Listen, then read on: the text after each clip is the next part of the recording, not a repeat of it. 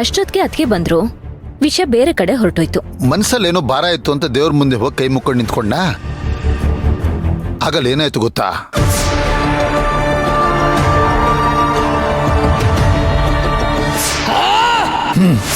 ನಿನ್ ತಂಗಿನ ನಾನು ಬಿಟ್ಬಿಡ್ತೀನ? ಬಿಡಲ್ಲ ಕಂದ.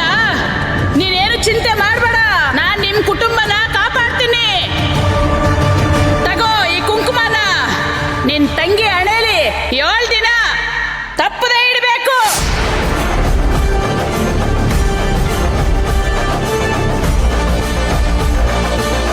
ಅಂದ್ರೆ ಪ್ರತಿದಿನ ಈ ಕುಂಕುಮನ ನಾನು ಹಣೆಗಿಟ್ಕೊಳ್ಳೇಬೇಕಂತ? ಹೌದು ಕಂದ. ಒಂದ್ ವೇಳೆ ಮರ್ತು ಹೋಗ್ಬಿಟ್ರೆ? ನೀನ್ ಮರ್ತರೆ ನಿನಗೆ ಜ್ಞಾಪ್ಸಕ್ಕೆ ಅಂತ ನಾನು ನಿಮ್ಮ ಅತ್ತಿಗೆ ಇಬ್ರು ಇದೀವಲ್ಲಮ್ಮ. ನಾವು ನೋಡ್ಕೋತೀವಿ ಬಿಡು, ನೀನೇನು ಟೆನ್ಷನ್ ತಗೋಬೇಡ. ಸರಿ. ಈ ದೊಡ್ಡ ಮನೆಯ ತೋಟದಲ್ಲಿ ನಿನ್ ತಂಗಿ ಅನ್ನೋ ಹೂವಿಗೆ ಯಾವ ತೊಂದ್ರೆನೂ ಬರಬಾರ್ದು. ಅದೇ ತಾನೇ ನಿನ್ ಭಾವನೆ? ಬರಬಾರ್ದು ಕಂದ, ಬರಬಾರ್ದು. ಒಂದ್ ವೇಳೆ ಬದುಕಿರೋಳು ಶಾಂತಿನೇ ಆಗ್ಬಿಟ್ರೆ ನಿನ್ನ ಬದುಕು ಏನಾಗುತ್ತೋ ಅನ್ನೋ ಭಯ ನನಗೆ.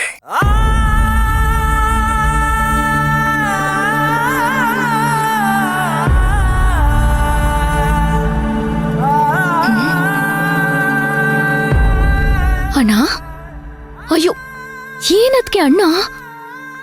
ಅಣ್ಣ ಯಾಕೆ ಅಳ್ತಿದ್ಯಾ ಅಣ್ಣ ಇವಾಗ? ಏನೂ ಇಲ್ಲ ಕಂದ, ಅದು ಒಂದ್ ವೇಳೆ ಗೊತ್ತಿದ್ದೋ ಗೊತ್ತಿಲ್ದೇನೋ ಈ ನಿನ್ ದಡ್ಡ ಅಣ್ಣ ನಿನ್ನ ಬಗ್ಗೆ ಏನಾದ್ರೂ ತಪ್ಪು ನಿರ್ಧಾರ ತಗೊಂಡಿದ್ರೆ ನನ್ನ ಕ್ಷಮಿಸ್ಬಿಡ್ತೀಯ ಅಲ್ವಾ ಕಂದ? ಸುಮ್ನೆ ಇರೋಣ.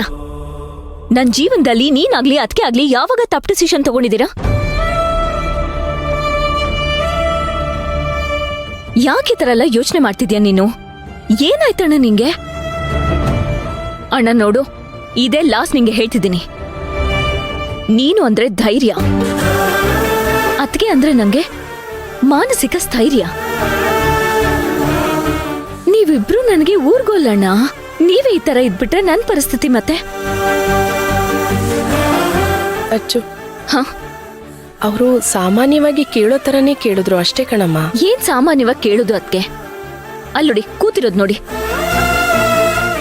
ಅಣ್ಣ ಅಣ್ಣ, ನಾವು ಮನುಷ್ಯರೇ ಅಲ್ವಾ? ನಮ್ಗೇನ್ ಸೂಪರ್ ಪವರ್ ಇರುತ್ತಾ? ಪ್ಲೀಸ್ ಅಣ್ಣ, ನೀನ್ ಈ ತರ ಕುಸ್ತು ಕೂತ್ಕೋಬೇಡ. ನನ್ ಕೈಲಿ ನೋಡಕ್ಕಾಗಲ್ಲ.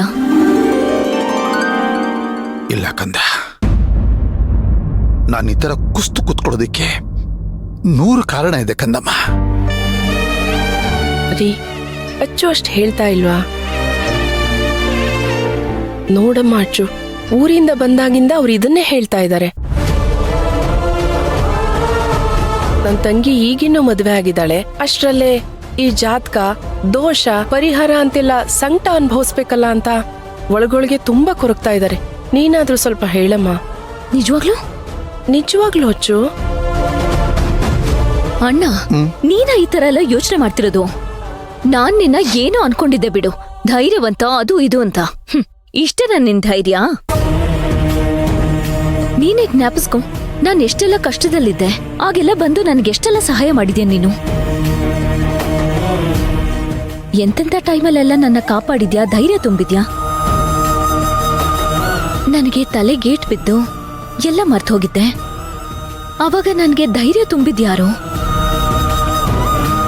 ನನಗೋಸ್ಕರ ದೇವ್ರತ್ರ ಹರಕೆ ಹೊತ್ತಿದ್ಯಾರೋ?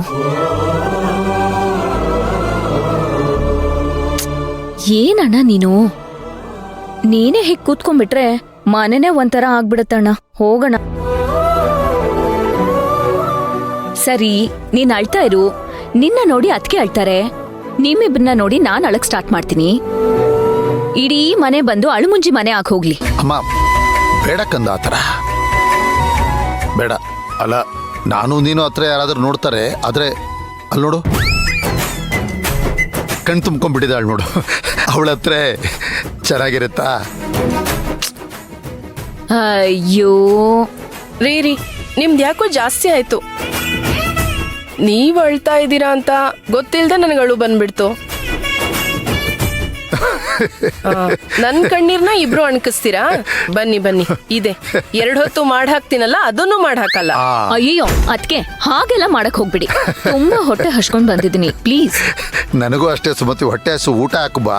ಆಗ್ಲೇ ಕರೆದ್ರೆ ನೀವೇನಂದ್ರಿ? ಹಣ್ಣು ಎಳ್ನೀರು ಎಲ್ಲ ತಿನ್ಕೊಂಡ್ ಬಂದಿದೀನಿ, ಕುಡ್ಕೊಂಡ್ ಬಂದಿದೀನಿ ಅಂತ ಅಂದ್ರಿ ತಾನೆ? ಅದಾಗ ಎಲ್ಲಿಂದ ಬಂತು? ಹೇಳದ್ನಲ್ಲ, ಅದ ಆಗ ಅಂತ. ಈಗ ಹೊಟ್ಟೆ ಹಸು ಬಾಪ್ಕಂದಮ್ಮ ಬಾ ಸುಮತಿ, ನೀನು ಬಿಟ್ರೆ ಬೈತಾನೆ ಇರ್ತಾಳೆ. ಬೈಯೋದ್ ಬಿಟ್ಟು ಬೇರೆ ಏನು ಕೆಲಸ ಇರೋದಿಲ್ಲ. ನಡಿಕಂದ ನಾನೇನ್ ಬೈಯಲ್ಲ. ಆಮೇಲೆ ನಿಮ್ಮ ಮತ್ತೆ ಹತ್ರ ಬೈಸ್ಕೊಂಡ್ರೆ ಆಯ್ತು. ಬಾಮ್ಮ.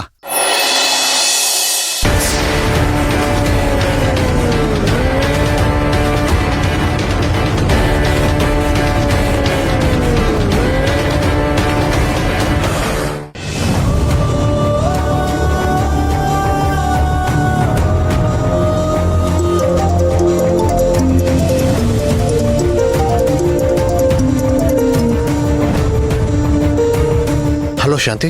ಚಿನ್ನು, ಈಗ ಅರ್ಚನಾ ಹೇಗಿದ್ದಾಳೆ? ಹಾ, ಅರ್ಚನಾ ಇವಾಗ ಆರಾಮಾಗಿದ್ದಾಳೆ ಶಾಂತಿ. ಯಾಕೆ ಇದ್ದಕ್ಕಿದ್ದಾಗಿ ಪ್ರಶ್ನೆ ಕೇಳ್ತಿದ್ಯಾ? ಏನಿಲ್ಲ ಕಣೋ, ಅಣ್ಣನ್ ಮನ್ಸು ಯಾಕೋ ವಿಲವಿಲ ಅಂತ ಒದ್ದಾಡ್ತಿದೆ ಅಂತ ಏನೋ ಹೇಳ್ತಿದ್ದ. ಅವ್ನ್ ಹೇಳೋದೆಲ್ಲ ಕೇಳ್ತಿದ್ರೆ ಅವನ್ ತಂಗಿ ಏನೋ ಸಂಕಟದಲ್ಲಿದ್ದಾಳೆ ಅಂತ ತುಂಬಾ ಸ್ಪಷ್ಟವಾಗಿ ಹೇಳೋ ತರ ಇತ್ತು. ಅರ್ಚನಾ ಯಾಕೋ ಮೈ ಹುಷಾರಿಲ್ಲ ಅಂತ ಒದ್ದಾಡ್ತಿದ್ದಾಳೆ ಅನ್ನೋ ತರ. ಸಾರಿ, ನಾನ್ ನಿನ್ಗೆ ಫೋನ್ ಮಾಡಿ ಡಿಸ್ಟರ್ಬ್ ಮಾಡ್ತಿದ್ದೀನಿ. ಏನೋ ಬೇಜಾರ್ ಮಾಡ್ಕೋಬೇಡ. ಅಣ್ಣಂಗ್ ನಾನು ಎಷ್ಟು ಸಮಾಧಾನ ಮಾಡ್ದೆ ಗೊತ್ತಾ? ಅವನು ಅದರಿಂದ ಹೊರಗಡೆನೆ ಬರ್ತಿಲ್ಲ. ಅಣ್ಣ ತಂಗಿ ದೇಹ ಬೇರೆ ಬೇರೆ ಆದ್ರೂ ಜೀವ ಒಂದೇ ಅಲ್ವಾ?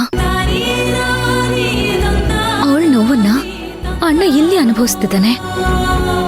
ಅದಕ್ಕೆ ಅವಳ ಆರೋಗ್ಯದ ಬಗ್ಗೆ ವಿಚಾರಿಸೋಣ ಅಂತ ಕಾಲ್ ಮಾಡ್ದೆ.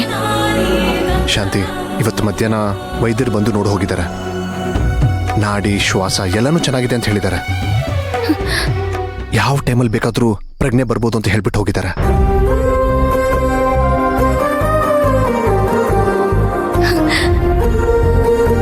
ತುಂಬಾ ಒಳ್ಳೆ ವಿಷಯ ಹೇಳ್ದೆ ಚಿನ್ನು. ಆ ದೇವ್ರಿಗೆ ನಮ್ಗೂ ಕೇಳಿಸ್ಬಿಡ್ತು ಅನ್ಸತ್ತೆ. ಹೌದು ಶಾಂತಿ. ಶಾಂತಿ, ಅರ್ಚನಾನು ಅಷ್ಟೇ ನೀನಷ್ಟೇ ಒಳ್ಳೆ ಮನ್ಸಿರೋಳು.